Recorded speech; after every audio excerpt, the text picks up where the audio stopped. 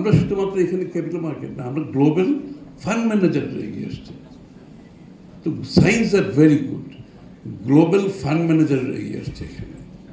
ইতিমধ্যে আমরা, আপনারা দোয়া করেন, আমরা হংকংয়ে বাংলাদেশ একটা ডেডিকেটেড ফান্ড করতেছি $2 billion. This is equity, not loan.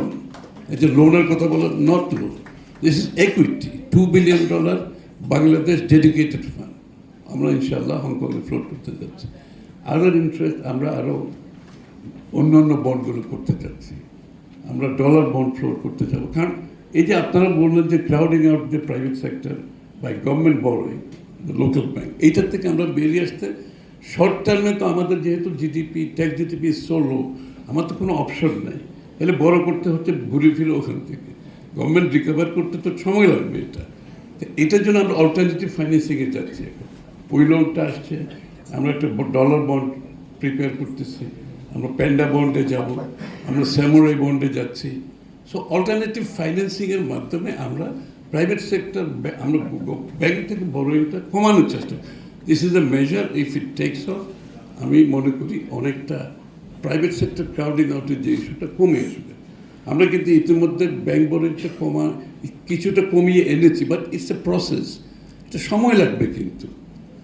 But আমরা কিন্তু ওই ট্র্যাজেক্টরি কিন্তু সেটাই, আমরা সেদিকেই যাচ্ছি, সেদিকেই যাব, বাট একটু সময় লাগবে এগুলো কাজ করার জন্য।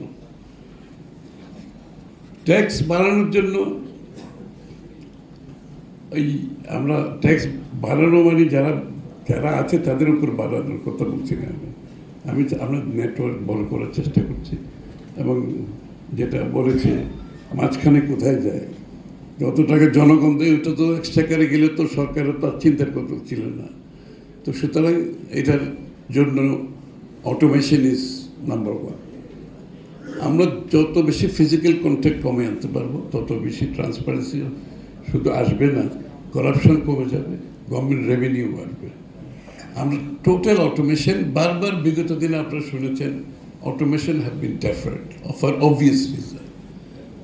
অটোমেশন ডেফার্ড করছে এই কারণে যে ট্রান্সপারেন্ট হলেই তো যে মাঝখানের যে বিষয়টা বলছে, জনগণ যেটা দেওয়ার সরকার যেটা পায়, তার মাঝখানে যেটা, ওটা তো সুবিধা হবে না। এই জন্য অটোমেশন কোনো সময় করা যাচ্ছে না। এখন আমরা টাইম ফ্রেম করে দিয়েছি, ইউ হ্যাভ দিস টাইম, এর মধ্যে অটোমেশন কমপ্লিট হবে।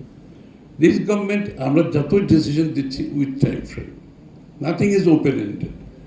এবং আমরা আশা করছি খুব যত দ্রুত সম্ভব অটোমেশনটা আমরা কমপ্লিট করতে পারবো, নট অনলি ইন এনবিআর না, শুধু ট্যাক্সেশন সিস্টেমে না, আমরা পোর্ট সিস্টেমে, যাতে যেখানে যেখানে যে প্রয়োজন।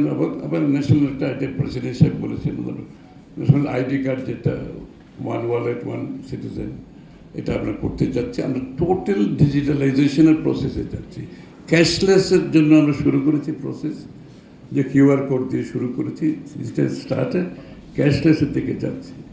So this will all together, এটার সাথে সাথে ডিজিটাল যে ইকোনমিটা আছে, এখানে আমরা অনেক বেশি জোর দিচ্ছি। এগেইন ডিজিটাল ইকোনমিতে যে এমপ্লয়মেন্টের আমাদের প্রসপেক্ট আছে, এটা আমরা 10 লক্ষের মতো হিসাব করেছি। এবং এইটার জন্য যে প্রয়োজনীয়তা আছে, এগেইন আমাদের ডিজিটাল আইটি সেক্টরে যে কাজ করছেন, he is also very very talented, very expose to global, মাইক্রোসফটের very senior person, he knows what he is doing. তো এইখানে আমরা পুরো বিষয়টাকে digital, national wide government service digitalisation and digital ইকোনমিতে এআই সহ বাংলাদেশের যে প্রসপেক্ট আছে, is a huge prospect.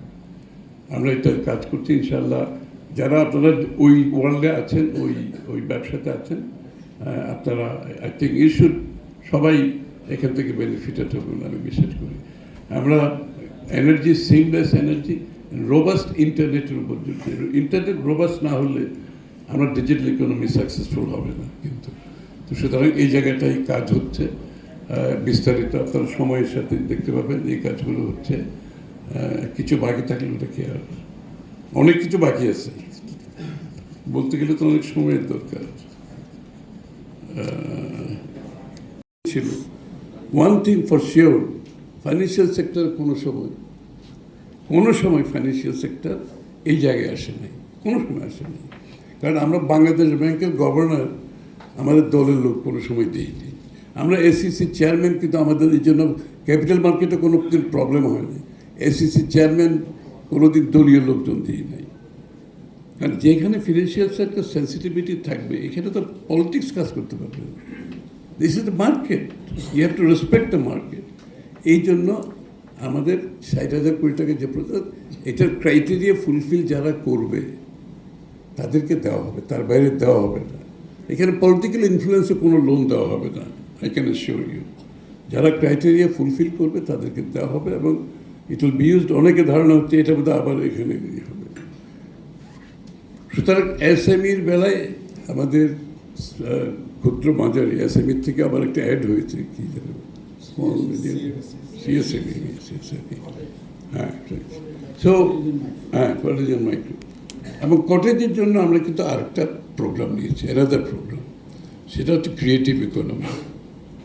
This is a new concept we have develop. যে লোকগুলো ইকোনমির বাইরে সবসময় থেকে গেছে, আমাদের গ্রামে গঞ্জে যারা আমাদের আর্টিজেন্সরা আছে, কামার কুমার থেকে শুরু করে আমাদের কুটির শিল্পে যারা আছে, আমাদের তাঁতি যারা আছে, যারা ইকোনমিতে আমাদের শীতল পাটি করে, বরিশালে শতরঞ্জি করে, তারপরে আমাদের নকশিকাতা করে, আরও বহু প্রোডাক্ট আছে যাদেরকে আমরা ইকোনমিক মেইন স্ট্রিমে আনতে পারি না বিগত দিনে।